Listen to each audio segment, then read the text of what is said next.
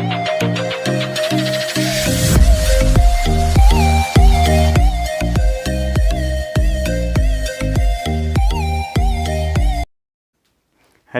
कैसे हैं आप सभी लोग। आपका फिर से हमारे ज्ञान प्रकाश क्लासेज यूट्यूब चैनल पे स्वागत है। यह क्लास संबंधित है सक्सेसिव परसेंटेज से। इसमें हम आपको बताएंगे क्रमागत प्रतिशतता कैसे वर्क करता है।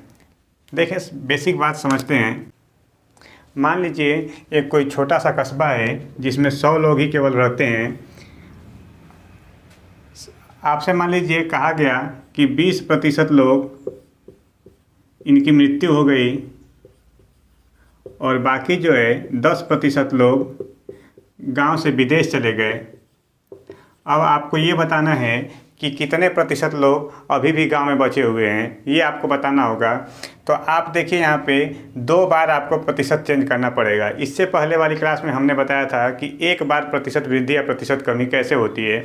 अब जो ये होगा प्रतिशत कमी या प्रतिशत वृद्धि, इस क्रमागत परसेंटेज में 2 बार करना होगा। तो देखिए, बेसिक बात करते हैं। पहले 100 लोग थे गांव में, इसमें से 20% यानी 100 का 20% कितना होगा, 20, यानी 100 में से 20 लोग की मृत्यु हो गई। और कितने लोग बचे हैं अभी, 80 लोग। अब 80 का 10% यानी जो अब 10% का चेंज होगा वह किस पे होगा, इस 100 पे नहीं होगा। किस पे होगा, जो हमारा रिजल्ट आया हुआ है। यानी 80 के 10% लोग, यानी 80 का 10% कितना होगा, 8 लोग। 8 लोग कहाँ चले जाते हैं, विदेश। तो 80 में से 8 माइनस करेंगे, कितना हो जाएगा, 72। पहले गांव की जनसंख्या कितनी थी, 100, अब कितनी हो जाती है, 72। इसका मतलब ये हुआ कि उसमें कितने की टोटल परसेंट की कमी आई। तो माइनस कर लीजिए, 100 में से 72 को माइनस करें, कितना आ जाएगा, टोटल 28%। यही आपका आंसर होगा। अब जो आपने बेसिक बात समझी है उसे जो है किस तरीके से सवाल में प्रयोग किया जाएगा उसको देखें। देखिए, 20% लोगों की मृत्यु होती है और आपको 20% लोग पता है कि 20% का मान कितना होगा, 20/100 यानी 1/5। यानी 5 में से 1 लोग मर गए, कितने शेष बचे, 5 से कितना होगा, 5 में 1 की कमी होगी, कितने लोग बचेंगे, 4। फिर कहा गया कि 10% लोग विदेश चले गए। तो 10% का मतलब ये हुआ 1/10, यानी 10 में से 1 की कमी होगी। मान कितना होगा, 10 से 9। ये आपको जो है प्रतिशत के रूप में लिख लेना है। पहली बार तो ये मृत्यु वाले, दूसरी जो है विदेश चले जाने वाले। पहले ये वो लोग हैं जो पहले थे, और अब जो है जो कितने लोग अब बचे हुए हैं, शेष यानी जो बचे हुए हैं। यानी देखिए टोटल, अब इसका गुणा कीजिए, 10 बचे कितना हुआ, 50, 9 चौक कितना हुआ, 36। पहले गांव की जनसंख्या कितनी थी, 50, अब कितनी बची है, 36। इसका मतलब कितनी कमी आई, इसमें से माइनस कीजिए, 14। और कमी वृद्धि किस पे होती है, प्रारंभिक मान पे हमने बता चुका है। तो इसका मतलब कितना है, 50 गुणे में क्या कर दें, 100। टोटल परसेंट कितनी होगी, 28% की कमी। इस तरीके से आपको सवालों में यूज करना है। तो सक्सेसिव परसेंटेज यानी चेंज पर चेंज होता है, वही क्रमागत प्रतिशतता होता है। आपको सक्सेसिव परसेंटेज बताने के लिए कई अलग तरीके पता होंगे। मान लीजिए आपसे कहा जाता है कि 1 बार प्रतिशत वृद्धि या कमी की गई x% की, दूसरी बार की गई y% की, तो फिर आपको टोटल कितने प्रतिशत की उस मान में वृद्धि या कमी हुई ये बताना होगा। तो आपको पता है ये फार्मूला, एक तो x% प्लस y%, फिर प्लस का xy/100%, ये टोटल जो है वृद्धि या कमी होगी। ये ध्यान दें, ये जो फार्मूला होता है इसका आपको हमेशा यूज नहीं करना। ये केवल जब 2% दिया रहेगा तभी काम करेगा। और वो जो बताया गया तरीका, जो रेशियो के रूप में लिख के, उसमें आप चाहें 2 कहें, 3 कहें, 4 बार वृद्धि कहें, आप हमेशा के लिए बता सकते हैं। इसलिए वो तरीका थोड़ा ज़्यादा फायदेमंद होता है। इस पर भी आप बता सकते हैं। तो ये x% xy% plus xy/100 total percent की वृद्धि हुई। जैसे पिछले एग्जाम्पल की बात करें तो 1 बार कमी हो रही थी 20% की, दूसरी बार कमी हो रही थी 10% की। इनमें चिन्ह के साथ प्रयोग करें, तो चिन्ह के साथ लिखेंगे तो यहाँ पे कितना हो जाएगा, 20, और यहाँ पे y का मान कितना आ गया, 10%, लेकिन यहाँ पे आएगा तो माइनस का 10%। ये फिर यहाँ पे क्या होगा, xy, यानी कि अब माइनस का माइनस में, यानी माइनस का 20, फिर माइनस का 10/100, यानी इधर लिखेंगे -20 -10 और प्लस और 20 दाम में 200/100, 2 जीरो, कितना बचा 2 बचा इधर और माइनस का 30, यानी टोटल कितना हो गया माइनस का 28, -28% की कमी आई है। माइनस चिन्ह ये शो करता है कि जनसंख्या में क्या हुई है, कमी आई है। यानी टोटल कमी कितनी होगी 28% की। आपको 2 तरीके बताए गए, एक तो रेशियो वाला तरीका और दूसरा जो है ये फार्मूला वाला तरीका। वो आपको जो रेशियो वाला तरीका है वो बहुत फास्ट है, उसे ही यूज करना है, सवालों में उसी का प्रयोग किया जाएगा। अगर आपने पिछली बातें सीखी हैं तो देखें बोर्ड पे एक सवाल लिखा हुआ है, किसी संख्या में 60% की कटौती के उपरांत उसमें फिर से 15% की कटौती की जाती है। अब आपको बताना है कि अगर इस प्रकार परिवर्तन के बाद संख्या 1428 है तो प्रारंभिक संख्या क्या थी। आपके पास 4 ऑप्शन है, आप इस वीडियो को रोकें और सवाल को सॉल्व करें और फिर आंसर बताएं, तब आगे वीडियो प्ले करें। देखें सवाल को सॉल्व करते हैं, अपना आप आंसर मैच कीजिएगा। 60% की कमी, 60% की कमी का मतलब हम बता चुके हैं, यानी कितना होगा 3/5, यानी 5 पे 3 की कमी होगी। मान कितना आएगा, पहले मान 5 था, 3 की कमी होगी, कितना हो जाएगा 2। अब फिर उसमें जो है 15% कटौती करनी है, तो 15% का कमी, इसका मतलब होगा 5 × 15, 5 × 20 100, यानी 20 में 3 की कमी होकर कितना आ जाएगा 17। इसका गुणा कर लीजिए, 20 × 5 कितना हुआ 100, इधर कितना हो गया 34। मतलब क्या है, इसका समझना है कि पहले संख्या 100 रही होगी और फिर उसमें जो है 2 बार कमी की जाती है और कमी करने के बाद संख्या कितनी बचती है 34, यानी इस 34 का मान आपको दिया गया है सवाल में, कितना 1428। आपको 100 का मान बताना है, इसमें डिवाइड कर दें, 17 × 34, 17/136 और 17/136, 17×4 = 68, ये कितना हो गया 42। यानी जब 1 का मान, यानी जो 1 का मान हो गया 42, तो 100 का मान कितना हो गया 4200। यानी संख्या कितनी रही होगी 4200। हमारा आंसर कितना होगा 4200। देखिए क्रमागत प्रतिशतता सक्सेसिव परसेंटेज पर आधारित दूसरा सवाल आपको दिख रहा होगा, इसे आप पहले सॉल्व करें फिर देखें। हम सॉल्व करते हैं, इसमें आप देखें इस सवाल में कन्फ्यूजन हो सकता है, आप इसके लिए ध्यान से देखें। एक निश्चित वर्ष से 2 वर्ष पहले एक कस्बे की जनसंख्या 10,000 पाई गई और यदि उस कस्बे की जनसंख्या में प्रति वर्ष की 20% की कमी हुई हो तो उस निश्चित वर्ष में कस्बे की जनसंख्या याद करनी है। तो मानिए ये हमारा निश्चित वर्ष है, ठीक, यानी हम निश्चित वर्ष इसे मानते हैं, निश्चित वर्ष, निश्चित वर्ष। अब इससे 2 वर्ष पहले, यानी ये 2 वर्ष पहले की बात होगी, यानी ये जो है हमारा 2 वर्ष पहले है। प्रति वर्ष 20% की कमी होनी है, तो 20% की कमी मतलब 1/5, यानी 5 पे 1 की कमी होगी, यानी 5 से मान कहाँ को जाएगा 4 को।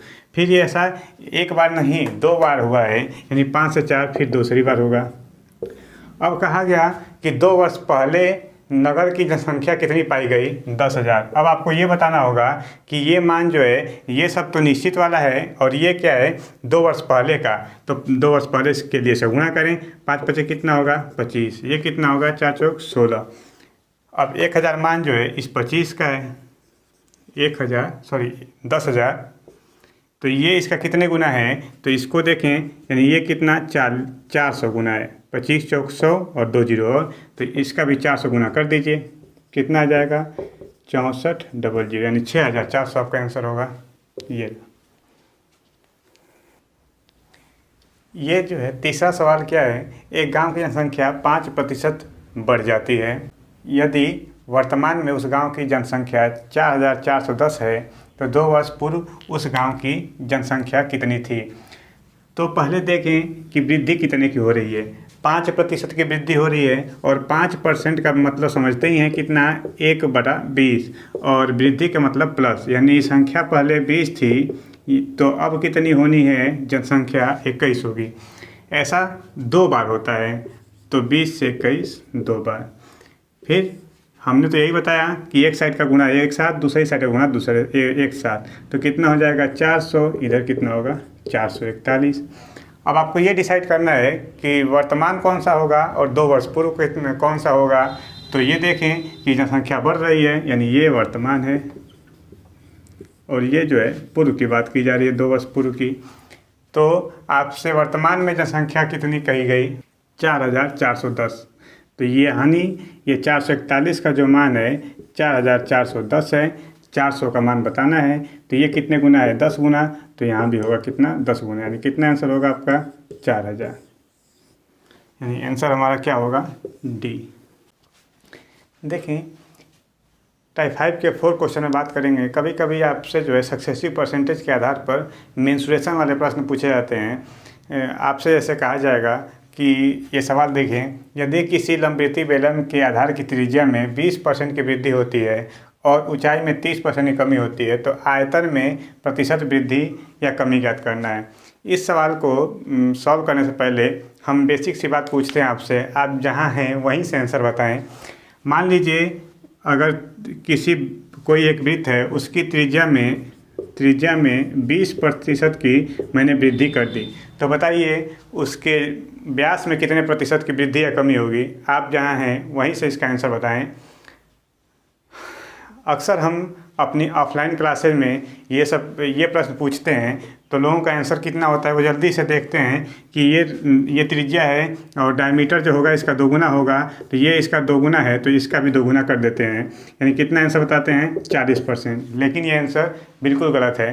क्या आपका भी 40% आ रहा है? अगर आ रहा है तो आप गलत हैं। उतनी उसकी त्रिज्या में वृद्धि होगी, उतनी ही उसके डायमीटर यानी व्यास में वृद्धि या कमी होगी। क्यों? क्योंकि डायमीटर जो होता है वो कितना होता है? 2r, और 2 का मान तो कांस्टेंट है। इस बात को ऐसे भी देख सकते हैं आप कि मान लीजिए त्रिज्या में कितने की वृद्धि हुई है? 20% की। तो 20% का मतलब मान कहाँ से कहाँ को जाएगा? 5 से 6।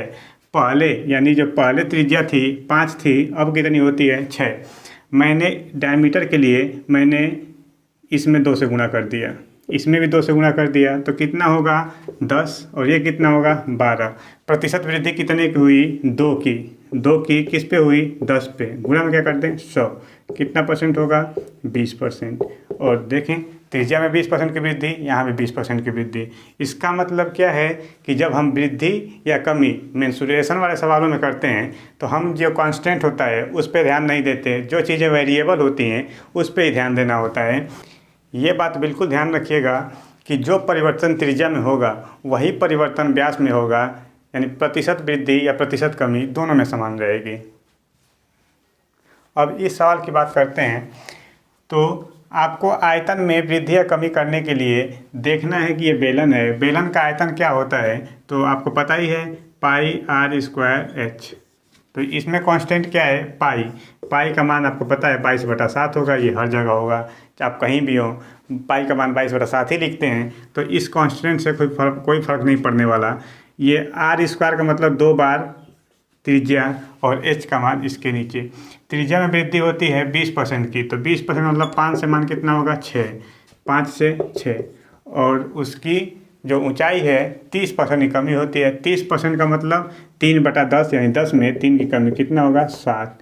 टोटल इसको लिखें 5 × 25 दाम में 250। इधर कितना होगा? 6 × 6 36 और 36 7 कितना होगा? तो 30 7 210 और 42 252। कितने की वृद्धि हुई? यहाँ पे देखें पहले जो आयतन था वो 250 था, अब कितना होता है? 252। इसका मतलब वृद्धि कितने की हुई? 2 की। किस पे हुई? प्रारंभिक मान पे, यानी 250 पे। गुणा क्या कर दें? 100।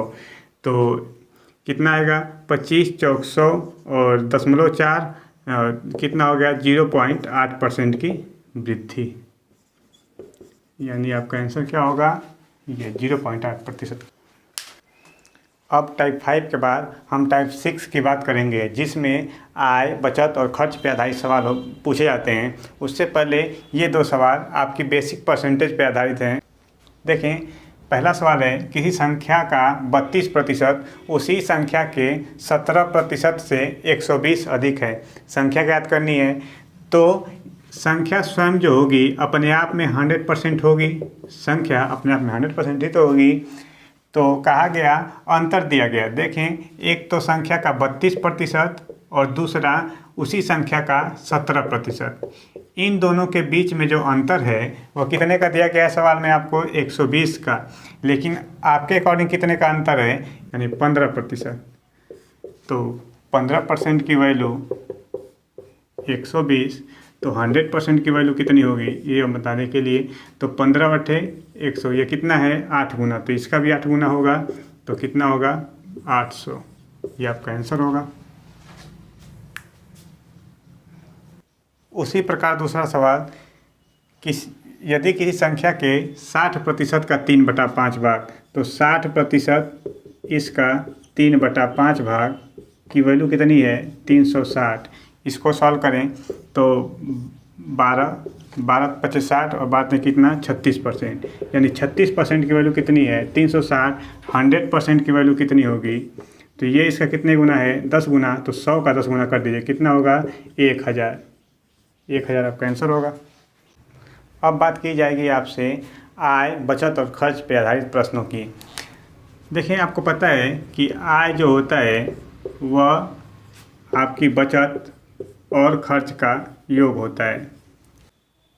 इस बात को आप इस तरीके से भी समझ सकते हैं कि मान लीजिए आप 100 रुपये कमाते हैं और 20 रुपये आप खर्च कर देते हैं, तो आपके पास कितने रुपए बचे, तो कितने बचेंगे, तो 100 में से 20 को माइनस करें कितने 80, तो ये जो 20 रुपये हुआ आपका खर्च, 80 रुपये हो गया बचत, और इन दोनों को ऐड कीजिए, देखिए कितना आ रहा है 100।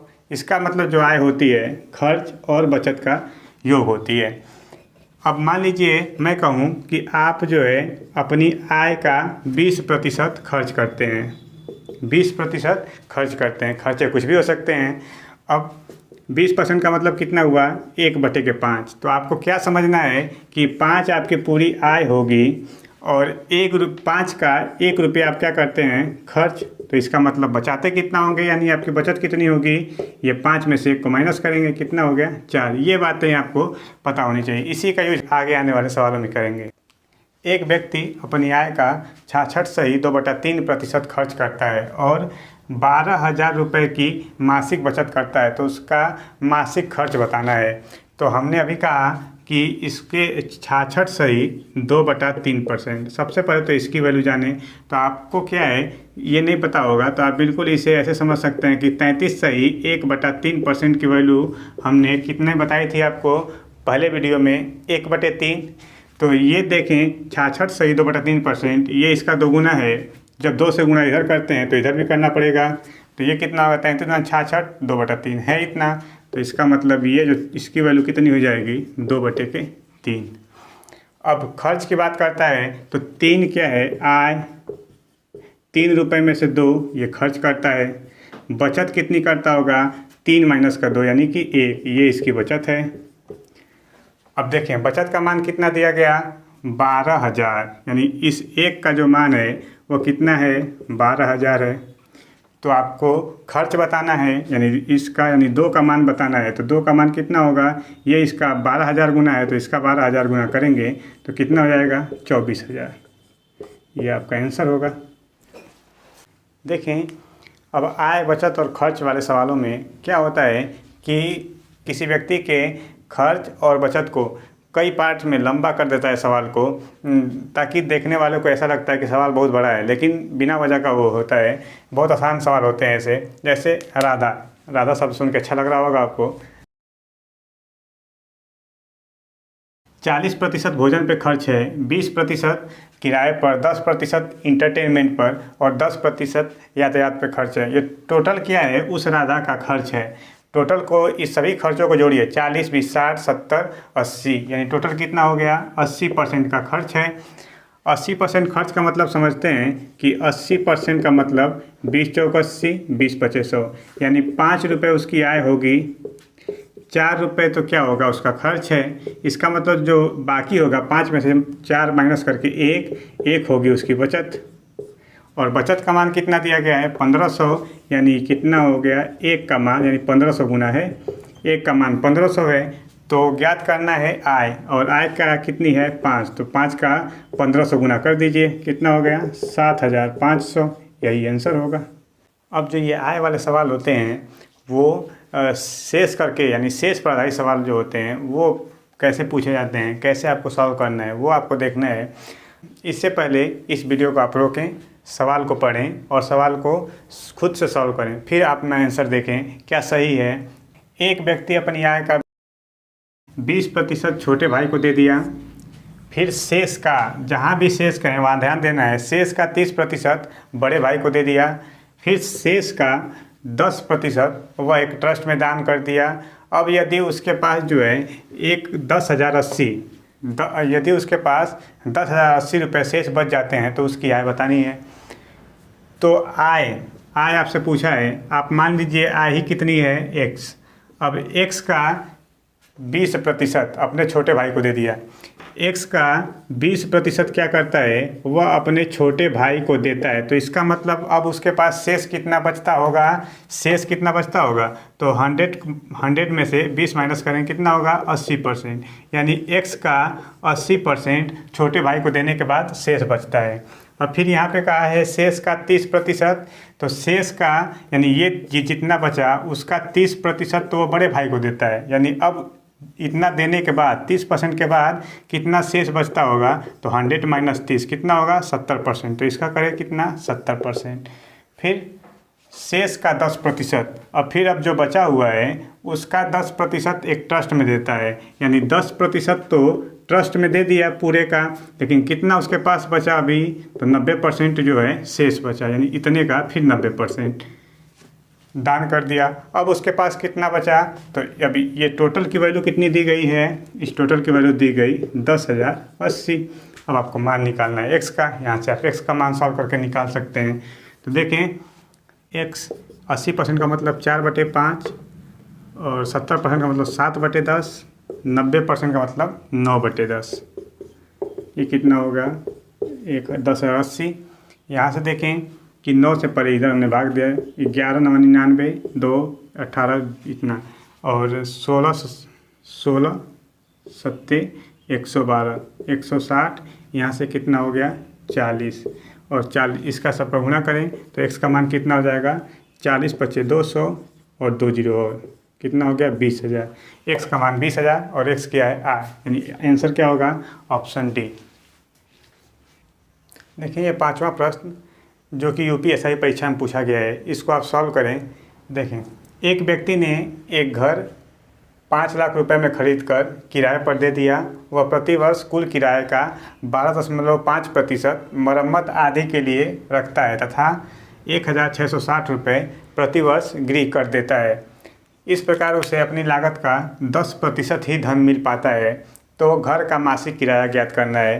बिल्कुल ध्यान से देखें, कन्फ्यूजन बहुत होगी आपको इस सवाल में। तो मान लीजिए आपसे किराया पूछा गया है मासिक, तो आप क्या करें कि मान लीजिए कि जो उसका वार्षिक किराया है वह कितना है, 1 है। बाद में मासिक निकालने के लिए 12 से भाग दे दिया जाएगा। तो 12.5% तो वह मरम्मत पे खर्च कर देता है, यानी 12.5% का मान कितना होगा, यह 1/8 हमने पहले वीडियो में बताया था। और 1/8 तो वो क्या करता है, मरम्मत पे खर्च कर देता है। लेकिन अब उसके पास कितने शेष बचे अभी, तो 7/8, यानी 1 - 1/8, यानी कितना होगा 7/8 उसके पास शेष बचे। अब उसमें से वह क्या करता है कि 1,660 रुपये प्रतिवर्ष गृह कर देता है। यानी ये जो बचा हुआ है इसमें से वह 1,660 यानी 1,660 रुपये वह गृह कर दे दिया। तो इतना देने के बाद उसके पास कितना बचा अभी, इसमें से माइनस कर दिया मैंने। और फिर उसके बाद वह कहता है उसे अपने प्रतिवर्ष लागत का 10% ही धन मिल पाता है। तो उसकी लागत पहले कितनी थी, 5 लाख, अब उसका 10% ही केवल पाता है। तो 5 लाख का 10% कितना होगा, 50,000। तो 50,000 जो होगी यह इसकी वैल्यू होगी टोटल की। यहाँ से इक्वेशन आपको दिख रही है, यहाँ से इसको सॉल्व कर सकते हैं। तो इधर इसको पक्षांतर करेंगे कितना आएगा, 51,660, और ये किसका मान हो जाएगा, 7x/8 का। अब यहाँ से इसको इस साइड लेके जाएंगे तो ये कितना हो जाएगा, 8/7। अब x हमने क्या माना था कि x जो थी वार्षिक आय, उस व्यक्ति की वार्षिक आय थी, और हमें ये वार्षिक आय आ चुकी है। अब मैं इसको क्या करता हूँ, मासिक आय के लिए 12 से भाग दे दूँगा। तो अब देखें 4 दूना के 8, 4 × 12, 7 × 21 हुआ, 21 को 21 दूना 42, और 42 9, और 21 चौक 84, 21 छक्का 126, 0। टोटल भाग दें कितना हो जाएगा, 7 दूना 120, 81, 24 दूना 48, 48 और 1 49। कितना आंसर होगा? 4920। यही आपका आंसर होगा। ये जो सवाल है टाइप 6 का अंतिम सवाल है। क्या लिखा है? एक ज़िले में कुल नागरिकों के 10% को अपराध की सज़ा मिली, परंतु कुल अपराधियों में से 20% अपराध करने के बाद भी बच जाते हैं। नागरिकों की कुल संख्या के कितने प्रतिशत अपराधी हैं? ये सवाल यूपीएसआई की परीक्षा में पूछा गया है और बिल्कुल एग्ज़ाम के अकॉर्डिंग सवाल पूछा गया है। मतलब इसमें देखें, अपराधी अपराध करने के बाद भी बच जा रहा है। सवाल क्या है? मानिए कि एक ज़िले में नागरिकों की संख्या कितनी है? 100 है। तो 100 का 10% ऐसे अपराधी हैं जिनको सज़ा मिली है। तो 100 का 10% कितना होगा? 10। ऐसे वो लोग हैं जिन्हें अपराध की सज़ा मिल चुकी है। लेकिन ये कहा गया है कि कुल अपराधियों में से 20% अपराधी अपराध करने के बाद भी बच जाते हैं। तो 20% का मतलब कितना हुआ? 1/5। तो टोटल हमने कहा कि ये जो है कुल अपराधियों का कहा है, तो इसका मतलब कुल अपराधी कितने होंगे? यानी 5 जो होंगे कुल अपराधी अगर हैं, तो 1 लोग क्या होते हैं कि 1 बच जाते हैं। तो इसका मतलब जो इनके बीच का अंतर होगा, यानी 5 में से 1 को माइनस करेंगे 4 वो लोग होंगे जिनको सज़ा मिली होगी। तो यहाँ पे देखें सज़ा कितने को मिली है? 10 को। ये किसका मान होगा? 4 का। हमें 5 का मान निकालना होगा क्योंकि प्रतिशत अपराधी पूछे हैं। तो अपराधी कितने लोग हैं? यहाँ पे 5, यानी हमें 5 का मान चाहिए। तो ये 10 में 4 से भाग देंगे, 2.5 बार भाग जाएगी और 2.5 में 5 से गुणा करें, कितना हो जाएगा? 12.5, यानी 12.5% 100 का है। तो हमारा आंसर क्या हो जाएगा? 12.5%। इस प्रकार आज आपको 2 टाइप बताए गए और ये चूँकि इम्पोर्टेंट है इसलिए इस पर थोड़ा ज़्यादा फोकस किया गया है। और आगे आने वाले वीडियो में हम पूरी परसेंटेज जो है कंप्लीट हो जाएगी, जिसमें चुनाव वाले प्रश्न कराए जाएंगे। तो वीडियो अच्छा लगा तो लाइक करें, नए हैं तो चैनल को सब्सक्राइब करें और बेल आइकन दबाना ना भूलें ताकि सबसे पहले आपको नोटिफिकेशन मिल सके।